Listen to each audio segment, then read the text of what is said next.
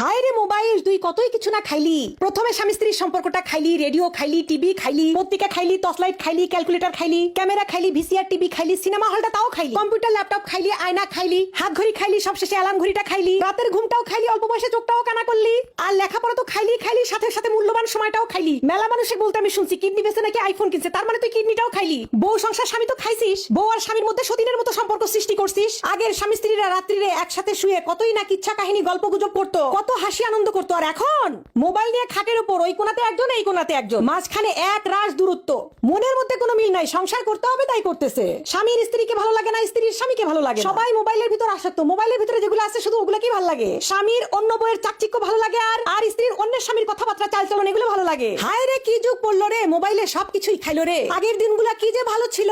আগে স্বামী স্ত্রীর সম্পর্ক দেখলে বুক ভরে যেত। আমাদের নানি দাদিরা যে আছে তাদের ভালোবাসা দেখলে এখনো মনটা ভরে যায়। আর আমাদের মধ্যে খালি মারামারি, ফাটাফাটি, গন্ডগোল, খোসাখুসি, এগুলো ছাড়া আর কোনো কিছুই নাই। এর একমাত্র কারণই হচ্ছে ওই সর্বনাশা মোবাইল। ওই মোবাইলেই সর্বনাশটা করলো।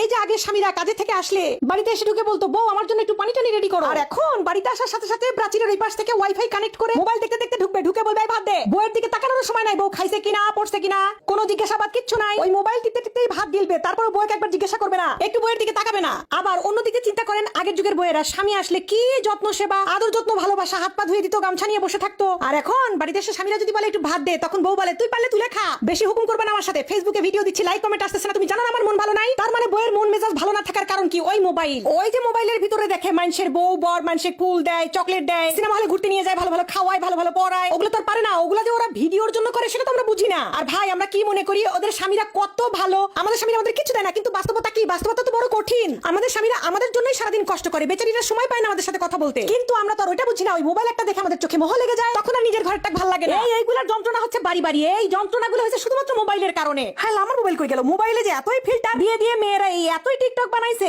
এই টিকটক দেখে দেখে আমাদের স্বামীদেরকে আমাদেরকে আর ভালো লাগে না। আমাদের মুখে মাস্তা লাগে, মুখে ব্রণ লাগে, বউ কালা কালা লাগে, বউয়ের মুখ চিমড়া চিমড়া লাগে, মুসলিম লাগে না, বউয়ের চুল ভালো লাগে না, বউয়ের কিচ্ছু ভালো লাগে না। ওই ফিল্টার মারাগুলো কি ভালো লাগে? এগুলোই হচ্ছে এখনকার সময়ের মেইন সমস্যা, বুঝেননি? আর বউদের সমস্যা হয়ে গেছে ওই যে মানুষের স্বামী বউদেরকে এত ভালোবাসে, বড় বড় গিফট কিনে দেয়, দামি দামি কার কিনে দিছে। আমাদের কপালে তো রিক্সাও জোটে না, ভ্যানও জোটে না। কিন্তু ওগুলা ভাই ওদের তো ওগুলো অন্য জিনিস, ওগুলা বুঝি না তো আমরা। ওগুলো আমরা না বোঝার জন্যই আমাদের সংসারে আজকে এত অশান্তি। এই মোবাইল যে কি সর্বনাশটা করলো।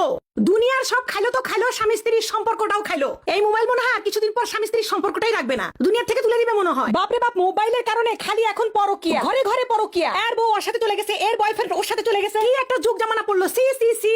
এই মোবাইলের জন্য এখন পরকিয়াটা মানুষের কাছে ফ্যাশন হয়ে গেছে। মানে ডিজিটাল যুগ, ডিজিটাল ফ্যাশন, ডিজিটাল পরকিয়া। কোনো লাজ লজ্জা কিচ্ছু নাই, বরঞ্চ পরকিয়া করলে মনে হয় তারা জীবনে ধন্য হয়ে গেছে। তারা আবার ইন্টারভিউ দেয় মোবাইলের সামনে এসে, আমরা এই জন্য করছি, আমরা ওই জন্য করছি।